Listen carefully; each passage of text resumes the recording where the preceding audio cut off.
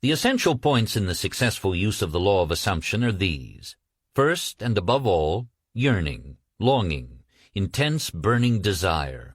With all your heart you must want to be different from what you are. Intense burning desire, combined with intention to make good, is the mainspring of action, the beginning of all successful ventures. In every great passion, which achieves its objective, desire is concentrated and intentioned. You must first desire and then intend to succeed. As the hart panteth after the water brooks, so panteth my soul after thee, O God. Blessed are they that hunger and thirst after righteousness, for they shall be filled. Here the soul is interpreted as the sum total of all you believe, think, feel, and accept as true. In other words, your present level of awareness. God, I am, is the power of awareness, the source and fulfillment of all desire.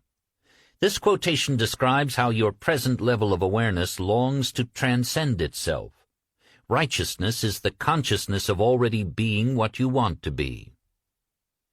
Second, cultivate physical immobility, a physical incapacity not unlike the state described by Keats in his Ode to a Nightingale. A drowsy numbness pains my senses, as though of hemlock I had drunk. It is a state akin to sleep, but one in which you are still in control of the direction of attention. You must learn to induce this state at will, but experience has taught that it is more easily induced after a substantial meal, or when you wake in the morning feeling very loath to arise. Then you are naturally disposed to enter this state. The value of physical immobility shows itself in the accumulation of mental force which absolute stillness brings with it. It increases your power of concentration. Be still and know that I am God.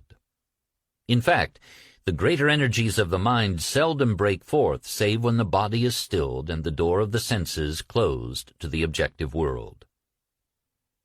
The third and last thing to do is to experience in your imagination what you would experience in reality had you achieved your goal. You must gain it in imagination first, for imagination is the very door to the reality of that which you seek. But use imagination masterfully, and not as an onlooker thinking of the end, but as a partaker thinking from the end.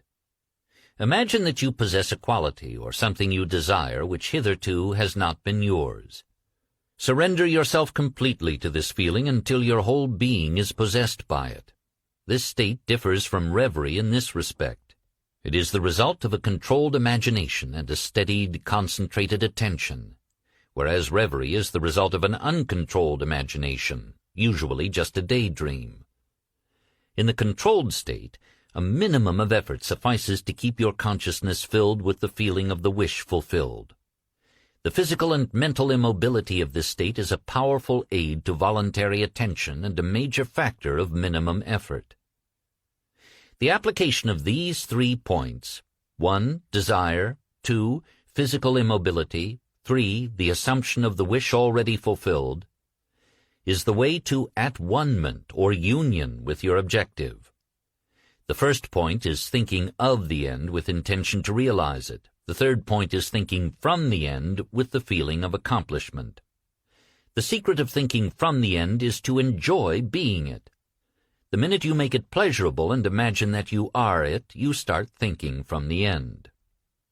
One of the most prevalent misunderstandings is that this law works only for those having a devout or a religious objective. This is a fallacy. It works just as impersonally as the law of electricity works. It can be used for greedy, selfish purposes as well as noble ones. But it should always be borne in mind that ignoble thoughts and actions inevitably result in unhappy consequences.